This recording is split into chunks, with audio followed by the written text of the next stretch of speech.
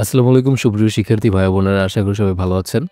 জাতীয় বিশ্ববিদ্যালয়ের degree pass course ২০২৫ কবে ভর্তি শুরু হবে, আবেদন কবে শুরু হবে এবং এই নিয়ে বিস্তারিত আজকে মোটামুটি একটু আলোচনা করতে যাচ্ছে এবং কী পরিবর্তন আসলো, বিশেষ করে ডিগ্রি ভর্তির ক্ষেত্রে আপনাদের কী যোগ্যতা লাগবে, কোন সালে পাস করে থাকলে আপনি ভর্তি হতে পারবেন, সেটা নিয়ে একটু কথা বলতে চাই। সো আপনারা দেখতেই পাচ্ছেন অনার্সে কিন্তু এখনও ভর্তি প্রক্রিয়া চালু আছে। জাতীয় বিশ্ববিদ্যালয়ের যে অনার্স ভর্তি পরীক্ষার যে কার্যক্রম, আপনাদের কিন্তু ভর্তি পরীক্ষা হবে না। এই যে ডিগ্রি যারা ভর্তি হবেন, আপনাদের কিন্তু সরাসরি রেজাল্টের উপর ডিপেন্ড করে কোন কলেজ অ্যাপ্লাই করবেন, অ্যাপ্লাইয়ের উপর যে লিস্টটা থাকবে, এটা প্রায়োরিটির উপর বেস করে, আপনাদের রেজাল্টের উপর বেস করে আপনাদেরকে এটা সিলেক্ট করে দেবে। কিন্তু অনার্সে এবার কিন্তু পরীক্ষা শুরু হয়েছে। আগের কিন্তু পরীক্ষা ছিল না, আপনারা জানেন। তো এখনও কিন্তু এই পরীক্ষার কার্যক্রম দেখতেই পাচ্ছেন যে এখনও নোটিশ, যদি আমরা সর্বশেষ দেখি যে ১১ তারিখে অর্থাৎ আজকের নোটিশ দেওয়া হচ্ছে যে প্রথম রিলিজ মেরিট লিস্ট প্রদান করা হয়েছে। অর্থাৎ এখনও কিন্তু অনার্সের কার্যক্রম চালু আছে, কিন্তু আমরা কিন্তু জানি যে অনার্সের কার্যক্রম শেষ হওয়ার পরে কিন্তু ডিগ্রির কার্যক্রম শুরু হয়। আপনারা যদি ডিগ্রি পাশে যাই, এখনও দেখেন এখানে কিন্তু কোনো নোটিশ নেই। তো আপাতত বলা যাচ্ছে না, কিছুদিন অপেক্ষা করতে হবে। অবশ্যই অনার্স শেষ হওয়ার পর অনার্সের ভর্তি কার্যক্রম শেষের যখন হয়ে যাবে, তখন কিন্তু আপনাদের ডিগ্রি কার্যক্রম শুরু হবে। তো বেশি দিনও বাকি নেই, খুব শীঘ্রই হবে। কিন্তু আমি এক্স্যাক্ট ডেট বলে আপনাদেরকে বিভ্রান্ত করতে চাচ্ছি না, কারণ এক্স্যাক্ট ডেটটা বলা যায় না। এখন অনেক কিছুই পরিবর্তন হচ্ছে জাতীয় বিশ্ববিদ্যালয়ে, আপনারা দেখতে পাচ্ছেন।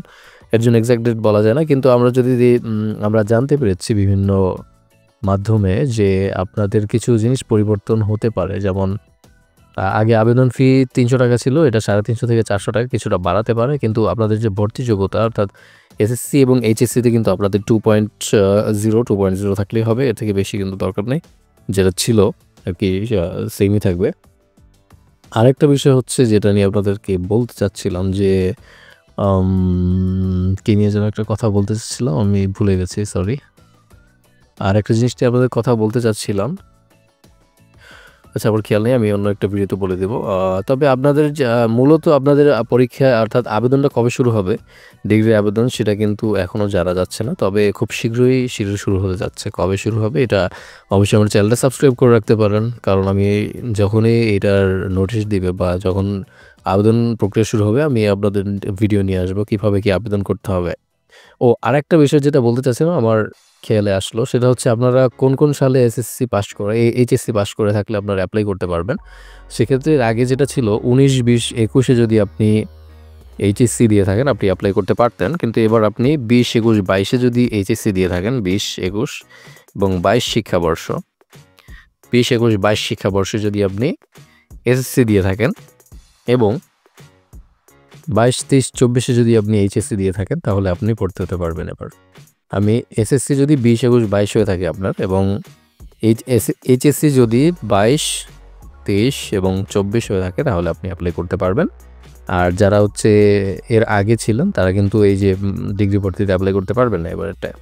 সেক্ষেত্রে আপনারা ডিগ্রি প্রাইভেটে পরবর্তীতে অ্যাপ্লাই করতে পারবেন। ডিগ্রি প্রাইভেট এটা শুরু হবে আরও পরে, ডিগ্রি ভর্তি কার্যক্রম শেষ হওয়ার পর। এখনও অনেক দেরি আছে ডিগ্রি প্রাইভেট।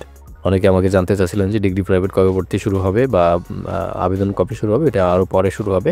এটা জাস্ট হয়তো ৫-৬ মাস হলো এটার ভর্তি প্রক্রিয়া শেষ হয়েছে, যেটা ৫-৬ মাস আগে আর কি ভর্তিটা চালু হয়েছিল। তো এখন অনেক দিন অপেক্ষা করতে হবে যারা প্রাইভেটে ভর্তি হতে চান, অর্থাৎ যারা অনেক আগের ব্যাচ আছেন, যারা নর্মালি যে এই প্রাইমারিতে যারা অ্যাপ্লাই করতে পারবেন না, তারা কিন্তু প্রাইভেটে অ্যাপ্লাই করতে পারেন। পড়াশোনা কিন্তু সেমই, আপনারা শুধুমাত্র আপনাদের সার্টিফিকেট একটা প্রাইভেটের আর পাবলিকের, অর্থাৎ এছাড়া আপনাদের যারা সরকারি কলেজে পড়বেন, আপনাদের কিন্তু খরচ সহ পড়াশোনা প্রায় সব কিছুই সিমিলার একদম। তো এই হচ্ছে আপডেট। কিছুদিন অপেক্ষা করুন এবং অবশ্যই আমার চ্যানেলে আপডেট পেয়ে যাবেন, তাই চ্যানেলের সাথেই থাকুন। দেখা হচ্ছে পরবর্তী ভিডিওতে। ভালো থাকুন, সুস্থ থাকুন, আল্লাহ হাফেজ।